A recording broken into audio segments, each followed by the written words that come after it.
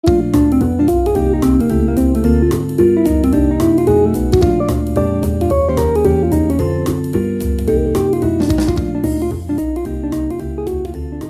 bem-vindos ao Entre Páginas. Eu sou a Maria Inês. Eu sou a Inês. E eu sou a Ana. E este mês estivemos a ler, como já sabem, Homeland, do R.A. Salvatore, que é o primeiro livro da trilogia Dark Elf, que na verdade não é a primeira trilogia de todas, mas é uma prequela da trilogia de Icewind Dale. E, portanto, é uma história focada no Drizzt Do'Urden, que é, bem, acho que é uma personagem super awesome, mas é um bocadinho a história de vida desta personagem que ganha relevância noutros livros à frente, vou dizer. Se vocês estiveram a ouvir o nosso último podcast de Entre Páginas, vocês realmente ouviram aquilo que a Maria Inês estava a dizer, que o R.A. Salvatore, quando começou a criar a história do Drizzt, deste mundo em particular, desta parte do Forgotten Realms, ele primeiro focou-se, durante a Icewind Dale Trilogy, no Wolfgar, que é um Barbarian que eventualmente vai ser companheiro do Drizzt. Mas toda a gente gostou tanto do Drizzt que ele basicamente foi depois encomendado que ele fizesse para trás, e ele acabou por focar muito a história, a partir daí ficou muito focada no Drizzt. E o pessoal estava todo bastante intrigado como é que é com um Dark Elf, não é? Um elfo negro, foi parar ao mundo exterior, porque normalmente eles são conhecidos por andar no Underdark. Spoiler alert. Ok. Uma das coisas mais engraçadas que eu achei deste livro, ou melhor, não é engraçadas, foi a maneira como o Salvatore descreve a sociedade dos Dark Elves. Eu peço desculpa por entrar assim juntos logo no livro, mas acho que é de facto, para mim, além da história toda do Drizzt, obviamente, não é? E a forma como ele vai crescendo dentro de um ambiente que não é tão bom para ele, porque é uma sociedade matriarcal, que influencia a maneira como ele cresce e ele aprende as coisas e apreende, e como é que ele se movimenta dentro daqueles parâmetros que lhe foram incutidos. Porque a maneira como ele cresce aqui em Homeland vai-se mostrar muito enquanto ele está na história do Icewind Dale. Peço desculpa, sou muito mal. E pronto, quer dizer, é o meu ponto de vista. Não, mas eu concordo. Eu acho que o livro é um bocadinho diferente do tipo de livro de fantasia que, pelo menos, que eu estou habituada a ler, porque efetivamente é uma sociedade completamente diferente daquela que nós estamos muitas vezes habituados nestes livros de fantasia, porque os valores são valores um bocadinho ao contrário, e normalmente as sociedades que seguimos são sociedades, não é, que têm os valores da dignidade e da honra e etc, que são sempre super centrais. Há sempre aquela personagem que foge a esses valores, normalmente é aquela personagem que virou mal e então, ok, é tipo se calhar o vilão que a personagem principal vai ter que derrotar ou qualquer coisa. Aqui é giro porque é um bocadinho, não é propriamente ao contrário, mas é giro porque foca-se numa sociedade que funciona, embora os valores sejam outros. Na verdade aquilo funciona, não é? Eles têm uma ordem mais ou menos estabelecida, nem que seja a ordem do backstabbing, mas existe, não é? Aquilo, não é? Existe a ordem, existe aquelas matrons, não é? Portanto, aquelas mulheres meias de família, daquelas não sei quantas famílias, nós seguimos a maior parte, 9, 10, 9, as principais, sim. Não é? E elas têm ali uma ordem estabelecida entre elas e decidem o que é que passa e o que é que não passa. E depois é porque o Drizzt, sim, cai lá no meio, numa sociedade que efetivamente as mulheres são o supra-sumo e os homens têm utilidades muito objetivas. E eu gosto particularmente do Drizzt porque não é só simplesmente, sim, eu Exato. Tenho outros valores. Ele questiona muito e vive naquela sociedade. Portanto, arranja formas de, ok, o que é que eu tenho que fazer para não dar já a parte fraca e não ficar já toda a gente a saber que eu não me encaixo aqui, mas continuar a sobreviver e a crescer e etc. É giro porque ele não põe de parte nenhum dos... Ele, quando lhe é posto o valor, ele tenta perceber e depois é que tenta ver pelo lado dele. Portanto, quer dizer, ele não rejeita blindly o que eles estão a dizer, mas também não aceita completamente cegamente. Sim. E isso acho que mas é uma das partes, é uma das razões pelas quais a personagem também é tão interessante, é porque sim, ele tem este tipo de dualidade.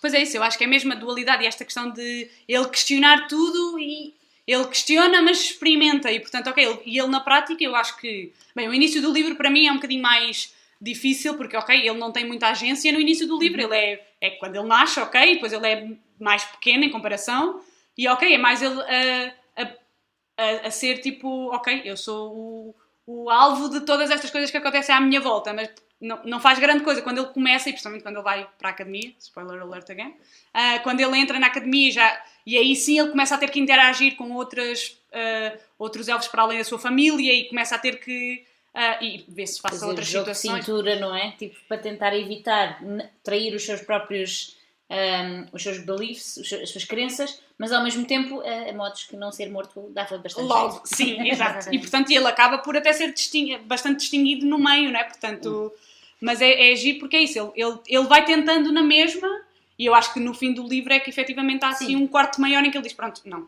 claramente já não dá mais, não é? E portanto, mas o resto do livro todo ele está a tentar, é isso, é o tal jogo de cintura, não é? Equilibrar aquilo em que ele acredita e aquilo em que ele foi educado, não é? Eu só tenho pena, na verdade, o livro está dividido, acho que está mais ou menos dividido em 5 partes, e no início de cada parte há tipo como se fosse ele próprio diário, a falar, sim, não é? Como se fosse um diário. Sim. E mas é porque eu gosto bastante de livros contados na primeira pessoa, e então eu até tenho pena que o livro não seja mais assim, para estar mesmo mais na cabeça dele, como é que ele estava a ver, como é que ele percepciona as relações com as diferentes pessoas da sua família e outras personagens. E então eu até tenho pena que o livro não seja mais assim, porque o resto do livro, ok, nós maioritariamente seguimos o Driss, mas vamos tendo aqui insights sobre outras personagens, não é? Mas tenho pena que não seja mais assim, porque acho que ele é mesmo interessante e era fixe perceber mais o que é que vai na cabeça dele. Essa parte dele estar a fazer no início de cada capítulo é quase como se fosse ele a contar a história a outras pessoas, que depois, mais tarde, nos outros livros a seguir, vocês vão ver que ele conhece uma série de gente que depois, eventualmente, ele vai contar a sua história e quase que parece exatamente essas coisas fazem quase lembrar ele a falar para os outros para explicar o que é que aconteceu e como é que as coisas foram dando. Sim. Que é uma cena gira e que também ajuda também a conectar-te de volta. Quando lês mais tarde os outros livros, voltas a pensar que tipo, ele se calhar era esta parte que ele estava a falar. Às vezes também pode ser ele, só simplesmente a falar com a Benivar. Sim, que é super Pantera. awesome. A Pantera é espetacular. Awesome. É bué da fixe, é. Não, mas é giro, eu acho que ele, em algumas dessas partes é isso, ele até dá pequenos hints que depois que tu ficas a pensar, ok, claramente vai acontecer aqui qualquer coisa, e principalmente na última parte em que ele está-se a lembrar lá do Zaknafein ou qualquer coisa assim. Sim. E tu pensas, ok, começas a ter logo pequenas dicas de, ok, qualquer coisa vai aqui acontecer, e portanto a história vai dando umas reviravoltas interessantes também, e ele vai-te deixando essas pequenas pistas, de pequenas reflexões, e depois, ok, depois tu recomeças na história, enfim, ficas ali com aquelas coisas a pensar, e o que é que será, assim. Mas sim, as conversas dele com a Pantera são sempre interessantes, tenho a dizer. Mas acho que é super fixe, uma companheira super fixe, eu acho. Principalmente que é meio mágico, não é? Tem aquela cena de... No fundo, o que é giro naquilo é que supostamente ela era um bicho que não se conectaria porque vem de um amuleto mágico, ele se faz summon, portanto, quem faz summon é o dono dela. O master, sim. Mas ela conecta-se com o Driss e, portanto, consegue, no fundo, quase bater um bocado esse tal cena daquele poder que o dono inicial tem. E que eventualmente depois o Driss fica com ela, não é? E a verdade é que isso também nem é tão... Eu acho que mesmo só no fim do livro é que essa questão dela se conseguir, na verdade, separar da força do amuleto e de ela alguém ser dono dela, tu estás sempre na dúvida se ela está mesmo a separar-se ou não, porque há uma parte em que tu vês o dono do amuleto efetivamente a falar não, porque eu é que tenho um amuleto, e tu ficas, pera, então se calhar afinal nada daquilo está a acontecer, e no fim então é que temos efetivamente, pelo menos provavelmente uma grande batalha, mas o grande momento em que isso fica muito óbvio, não é? Que ela efetivamente disse, não quero mais, vou contigo. Eu acho que como estávamos a dizer no início, este livro do Salvatore, para mim, a parte de descrição da sociedade Drow é tipo, para mim, o pináculo, no fundo. Sim. Porque, outra vez spoiler alert, não é? Tipo, como a Marina estava a dizer, é uma sociedade matriarcal, em que existem 10 casas que são as melhores casas e elas podem subir de nível eliminando outras casas. Sim. E podem fazê-lo à vista de toda a gente, desde que não haja testemunhas. Portanto, Se vocês conseguirem eliminar todos os herdeiros daquela casa para não haver nenhuma testemunha que possa voltar a atacar-vos, Está tudo bem. está tudo bem, não há problema nenhum. Vocês estão à vontade, podem subir, e aliás, o livro começa exatamente com a casa de Orden a subir para nono lugar, e é através exatamente disso. Eles matam ou, como é que se diz, ficam com os herdeiros, tipo, absorvem os herdeiros, que basicamente se são muito dotados, dizem ou morres, ou então de repente passas a ser da nossa casa. E a maior parte dos herdeiros simplesmente diz: sou da vossa casa desde sempre! Qual outra casa? Nunca conheci outra casa.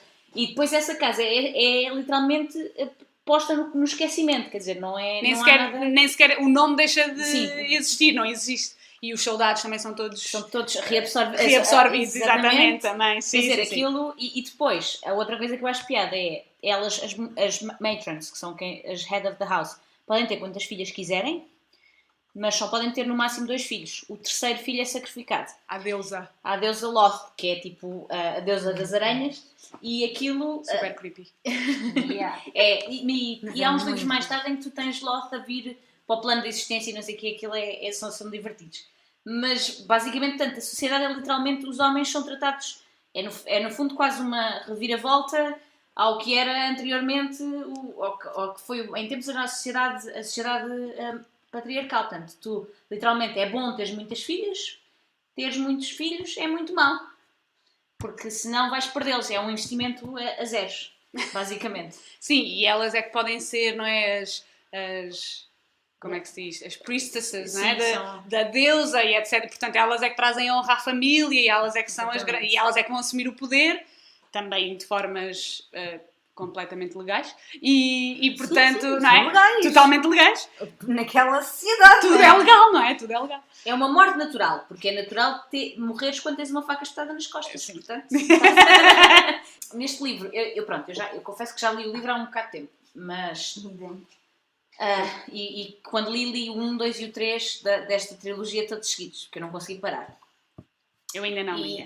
Mas é assim, basicamente, eu só não tenho a certeza se eles aqui mostram, porque os Draus são também, para além de serem, portanto, uma sociedade extremamente competitiva, traiçoeira e, digamos que, hierárquica, acham-se também superiores a qualquer outro membro que existe, qualquer outra criatura que existe à volta no Underdark. Não é tão focado, mas tu percebes disso da maneira como eles, nas conversas que têm as matrons.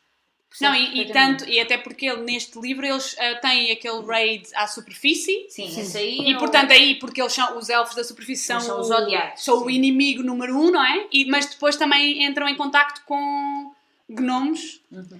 E eu acho que é nestes confrontos também com outras raças que o Drizzt também, não é, vai começando a cimentar ainda mais a sua decisão de eu claramente tenho que arranjar uma solução, não é? E sair daqui. Mas sim, neste livro, o livro acaba já depois de um confronto dele ir à superfície, depois dele ter o confronto com os gnomes, e é mais ou menos aí que acaba o livro... com a decisão dele. Com a decisão, sim, quando ele vai libertar a Guinevere também do poder do amuleto, etc. E acaba mais ou menos aí, que é quando ele efetivamente toma a decisão de ela que se faz tarde. E é neste aqui que o Zaknafein é sacrificado, não é? Sim. É quase, já é na última parte do livro. Okay. Sim. É giro, porque o Salvatore, de todos os livros que eu li, o Salvatore é muito bom no início, é muito bom no meio, é terrível a fazer fins. Não gosto nada do tipo de fins que ele faz. Não gosto, tipo, acho que é não é um ponto forte dele. Ele é muito bom fazer descrições e etc, mas depois dá-me sempre a sensação de que ele acaba os livros muito abruptamente, que é tipo, do género, tenho que entrar na parte final porque já tenho o livro demasiado grande, vou fechar tudo e a ação resolve-se muito rapidamente. Sim, isso é verdade. Portanto, eu acho muita piada aos livros e leio bem, e depois tipo, no final fico bem tipo... Eu por acaso aqui senti, mas se calhar porque eu também gosto de livros que sejam um bocadinho mais rápidos. O início, efetivamente, tem descrições super interessantes e é isso, porque a sociedade ainda por cima é completamente diferente do que nós estamos, ou pelo menos do que eu estou normalmente habituada e, portanto, custa um bocadinho a entrar mais porque a personagem ainda não é bem uma personagem, não é? Ali, uma pessoa, um elfo neste caso, que vai seguindo, mas o que lhe acontece, ele, aconteceu-me isto e tudo bem, ele não tem provavelmente muita agência, mas é muito giro porque efetivamente tens tempo para absorveres um bocadinho e efetivamente entras bem, porque entras logo com a queda de uma das casas, etc. Depois, a partir do meio, efetivamente, o livro começa a ganhar outra velocidade e ele começa a ser uma personagem mais interessante também. Mas sim, eu percebo aquilo que estás a dizer do fim, de repente, a resolução não é? Depois, já está. Exatamente, foi tipo uma Foi coisa... muito rápido, sim. Portanto, também fico... um orçamento. Eu acho que já não havia orçamento para mais páginas e ele não quis cortar e estava para trás. Eu acho que ele tem, ou pelo menos, aquilo que tu tens noção, pelo menos, eu não li os livros todos ao mesmo tempo. Este aqui, pelo menos, a trilogia da Homeland, do Dark Elf. E a noção que me dá é que depois os outros livros, até o próprio início já é muito mais rápido a ler. Okay. Existe uma grande descrição neste em particular. Porque claro, porque também é o primeiro, não é? Eles têm que introduzir. O Icewind Dale também tens um bocadinho. Também tens. Porque é novamente, uma coisa, quando introduzes plot. Sim, claro que sim. Mas eu acho que o Salvatore, pelo menos a noção que me dá é... Acho que nem sequer é ele acabar o livro. Eu acho que ele não quer acabar os livros. Portanto, ele está dizendo, ok, já resolvi esta parte, mas vai ficar assim coisas no ar. Porque dá-me sempre a sensação que ele queria escrever mais um bocadinho, só que não pode ser, porque não pode estar constantemente a estender o livro, pois a altura não funciona, não é? Sim. Quer dizer, poderia funcionar, eu não tinha nada contra, mas eu percebo, lá sim. está, não é? Não, mas há sempre, imagina, eu acho que... E se calhar até é propositado ele querer efetivamente que a resolução não é o foco do livro e, portanto, o foco é o caminho até esse momento. E se calhar para ele, ok, esta parte final só temos que resolver, não temos que estender a resolução porque é isto que tem que acontecer. E se calhar também pode ter a ver com isso, não sei. A verdade é que acaba-se o livro e também é verdade que nós as três foi quem leu o livro há mais tempo, porque eu nunca tinha lido nada do Salvatore, foi o primeiro.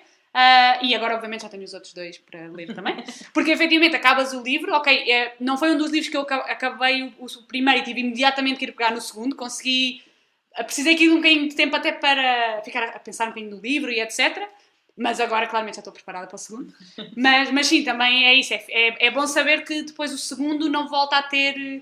este pace mais lento no início, porque, não é? Porque a base já está, não é? Nós queremos perceber o que é que acontece. Portanto, vais ver que o segundo é muito giro porque dá-te uma perspectiva diferente. Tipo, se leres a contracapa, sabes isto. Basicamente, ele vai fazer viagem pelo Underdark. Certo. Okay?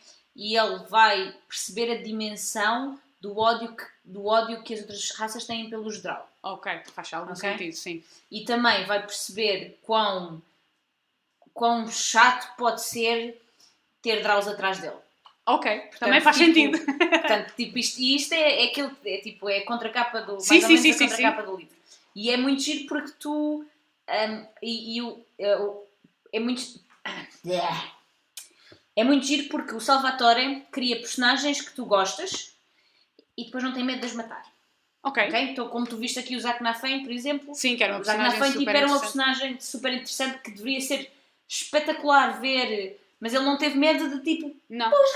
Adeus. E a verdade é porque o Zack Nafane também, a mim, representa aquilo que poderia ser o Drizzt se ele se calhar não tivesse o Zack Nafane também para o pressionar e ter ali aquela relação, enfim, e se ele não fosse o Drizzt também, na verdade, mas porque o Zack Nafane é um bocadinho como o Drizzt, mas não teve a capacidade de se soltar desta sociedade, e ele acabou por ir ficando e arranjou uma forma de, ok, eu continuo a fazer o meu trabalho ou aquilo que esperam de mim, continuo a matar outros Drows, etc, mas é muito focado, e tipo, pôs um bocado o ódio da sociedade a agir em prol da sociedade, na verdade.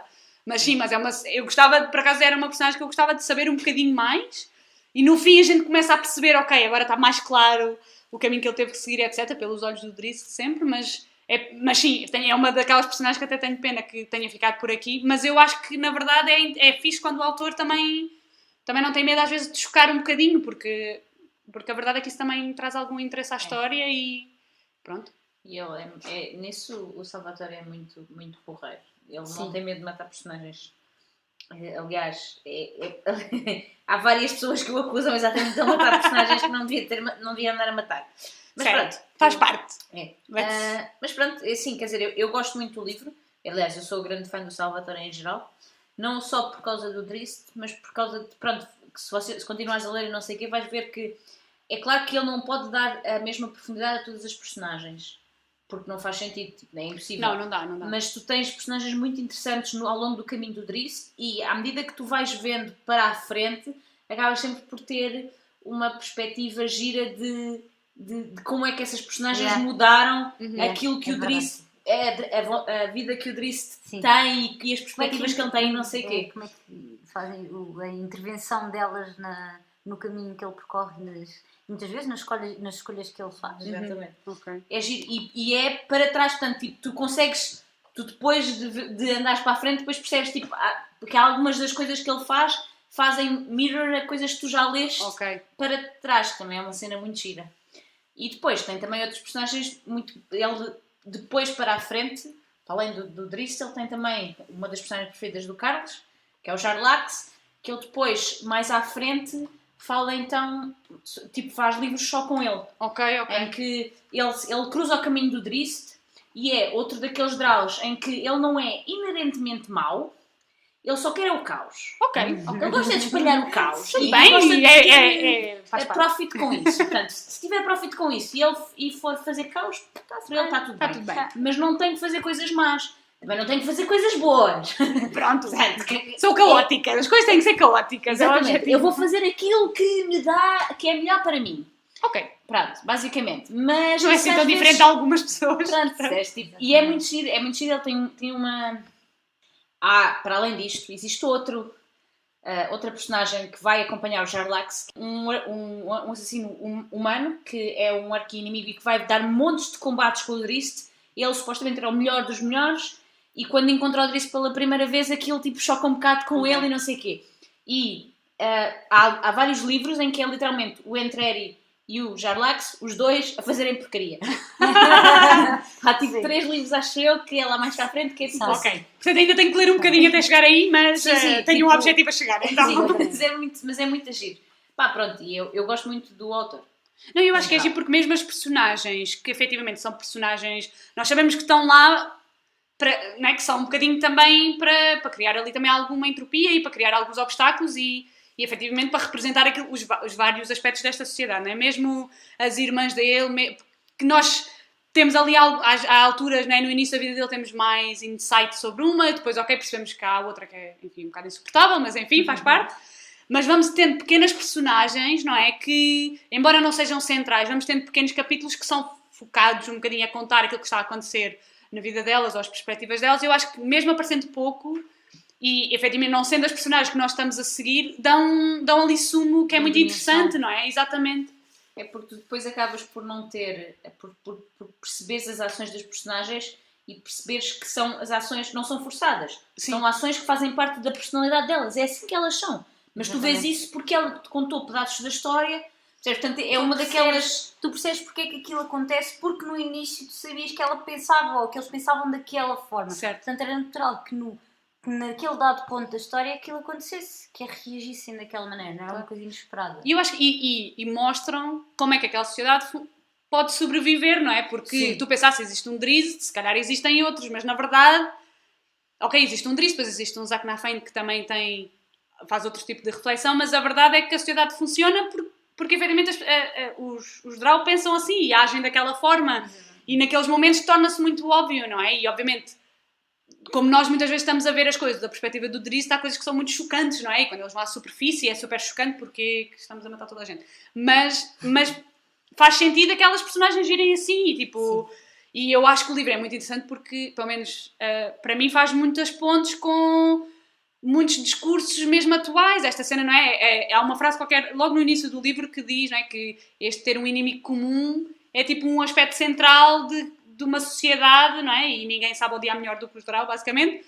A frase diz qualquer coisa assim, mas que é verdade, não é? Há sempre não é? Uma comunidade tem sempre um inimigo, que é, assim, nós estamos todos unidos no nosso ódio perante outra pessoa. Sim, e infelizmente eu acho que isso a mim fez muito, se calhar também pela minha profissão, não sei, mas foi muito óbvio para mim também estas ligações, e qualquer livro é de 90, mas era super óbvio, e tipo, isto é aquilo que nós muitas vezes vemos agora, é colocar, não é? Todas as características negativas que nós temos medo e que nós não gostamos num único grupo de pessoas, de seres, o que for. Portanto, é muito interessante estes pequenos aspectos e estas personagens, acho que vão justificando um bocadinho como é que esta sociedade funciona e ao mesmo tempo porque é que continua a haver este ódio perpetuado e etc. Porque efetivamente a educação Sim. dele mostra isso, aqueles momentos mostram isso também. Mas estes pequenos pontinhos para mim tornar o livro também muito mais interessante. É fantástico ver a batalha interna que existe dentro do Drizzt sobre aquilo que ele acredita e sobre aquilo que lhe ensinaram, e acho que o Salvatore escreve muito bem. Sim. Não é uma escrita nada cansativa. Não. Eu pessoalmente, apesar de ter demorado um bocadinho mais naquela altura, eu acho que li o livro depressa, e foi uma ótima, por mim. Eu acho que é uma boa recomendação. Sim, eu acho. sim. Claramente. Todos. Uma última coisa, porque eu como faço também, como falo também no Senta-te e Escreve, para mim o Salvatore é um grande exemplo do show and not tell. E que como é que ele consegue fazer o desenvolvimento das personagens em pedaços muito curtos, mas que sejam muito, que conseguem demonstrar muito bem as características e as tipo de sociedade que existe à volta deles. Sim. Portanto, e a maneira como ele faz a intertwine esta interligação entre estas diferentes coisas, acho que é tipo uma coisa mesmo muito boa. Portanto, se quiserem ler o livro também numa perspectiva de como ver uma pessoa que consegue escrever muito bem, que consegue fazer descrições sem ser muito pesadas, e que faz combates espetaculares. Sim. Porque há muita gente que não consegue que escreve muito bem descrições, mas depois os combates tornam-se um bocadinho difíceis. Mas ele faz muito bem combates. E pronto, se quiserem dar uma olhada em termos de ver este tipo de descrição. Mas sim, eu acho, e aquilo que eu acrescentaria, eu acho que os combates parecem bastante visuais até, e eu acho que advém do facto dele efetivamente treinar na vida real como é que algumas das coisas iam funcionar, como é que algumas dos maneuvers, não é? Dos movimentos iam funcionar, e como é que aquilo na vida real funcionaria ou não funcionaria, e portanto acho que isso traz o realismo para a coisa, e não é pesado de descrever todos os passinhos e os saltos e as reviravoltas, mas para mim é muito visual, achei muito interessante. Não são demasiados combates, mas os combates são... Tu sentes mesmo que estás lá no meio. Eu acho que o facto de ele treinar antes, eu acho que isso acho que vai fazer toda a diferença, na verdade, sim. Aparentemente, eu estava aqui a ler também, aparentemente existe uma adaptação do Homeland para comics. É que giro, não sabia. Portanto, vou descobrir o que é isto, mas é uma boa dica também para uma boa descoberta para quem gosta mais de graphic novels. Mas sim, portanto, acho que claramente fica a dica de agarrarem no Dark Elf Trilogy, e eu vou continuar, claramente.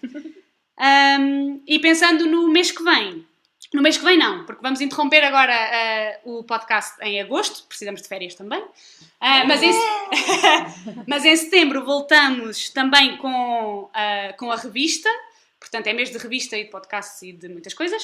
Portanto, férias, na verdade, não vão ser assim tantas férias quanto isso, mas não faz mal. Férias com muitas quotes.